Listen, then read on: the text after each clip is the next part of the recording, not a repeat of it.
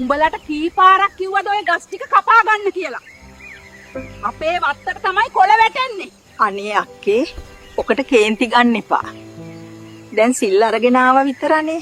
උඹට මගේ සිල් ගැනිල්ලෙන් වැඩක් නැහැ. උඹලට කලින් අපි මේවල ඉන්නේ. ඒක මතක තියාගනින්.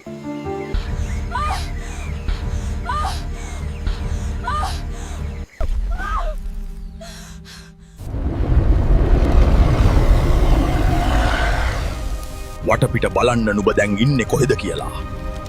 මේ තියෙන්නේ නුඹේ තණ්හාව, වෛරය, නුඹට උරුම කරපු තැන. අනේ දෙයියනේ මම මැරුණද?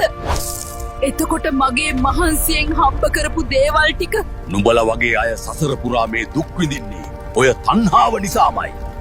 නුඹලා කවදාවත් හිතන්නේ නෑ මැරෙන මිනිස්සු කියලා. මම ගොඩක් පින් කරපු ගෑණියෙක්. මම සිල් ගත්තා. පන්සලේ හැම පින්කමකදීම පෙරමුණේ හිටියේ මම. කර්මය කිසිදාක කාටවත් අසාධාරණයක් කරන්නේ නෑ. නුඹ පන්සල් ගියා, සිල් ගත්තා, දානය දුන්න තමයි ධර්මය අවබෝධ කරගෙන ජීවත් වුණා නම් අර වගේ පස් පිඩැල්ලකට නුඹ ඔය තරම් කෝප වෙන්නේ නෑ. හරියට සිල් රැක්කනම් හිතට ඒ තරම් ක්‍රෝධයක් එන්නේ නෑ. සිල් ගත්තේ ඇඟෙන් මිසක් නුඹේ හිතෙන් නෙවෙයි. එතකොට මම කරපු ඒ පින්වලින් කිසිම වැඩක් නැද්ද? මනුෂ්‍යයෙකුගේ ඊළඟ ආත්මය තීරණය වෙන්නේ මැරෙන මොහොතේ. චුති චිත්තයට නැත්නම් අවසාන සිතුවිල්ලට එන අරමුණ අනුවයි. නුඹ මැරීගෙන වැටෙන මොහොතේ නුඹේ හිතේ තිබුණේ පන්සලවත්, නුඹ ගත්තු සිල්වත් නෙවෙයි. ඉඩම ගැන තිබුණු තණ්හාවත්, අසල් වැසියා ගැන තිබුණු මහා ක්‍රෝධයක් විතරයි. නුඹට ධර්මය අවබෝධයක් නොතිබුණු නිසාමයි මැරෙන මොහොතේ ඒ පින්කම් කිසිවක් නුඹේ මතකයට ආවේ නැත්තේ.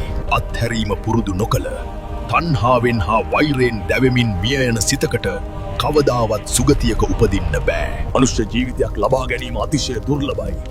ඒ තරම් වටිනා මනුෂ්‍ය ජීවිතයක් ලැබිලත් නුඹලා ඒක නිකරුණේ විනාශ කරගන්නවා. අවුරුදු 70ක් 80ක් වගේ ඊටාම කෙටි කාලයක් විතරයි නුඹලා මනුස්ස ලෝකයේ ජීවත් වෙන්නේ. කවදාවත් නොමැරෙනවා වගේ මේ පස් ගොඩවල් වලටයි ගඩොල් ගොඩවල් වලටයි තණ්හා කරනවා. ඉපදෙනකොට අරන් ආපු ඉඩමකුත් නෑ. මැරෙනකොට අරන් යන ඉඩමකුත් නෑ. මැරෙනකොට අරන් යන්න පුළුවන් එකම දේ තමන් කරපු කුසල් සහ අකුසල් විතරයි. මට තේරෙනවා මගේ වැරද්ද. කේන්තිය නිසා මම මගේ වටිනා ජීවිතය නැති කරගත්තා. මට ආයෙත් එකපාරක් මනුස්ස ලෝකෙට යන්න දෙන්න. දැන් පසුතැවිලි වෙලා පළක් නෑ. මනුස්ස ලෝකයේ ඉද්දී මේ දේවල් නුඹට ඕන තරම් ඇහුණා. මෛත්‍රියෙන් ජීවත් වුණා නම් අද නුඹට මේ ඉරණම අත් වෙන්නේ නෑ.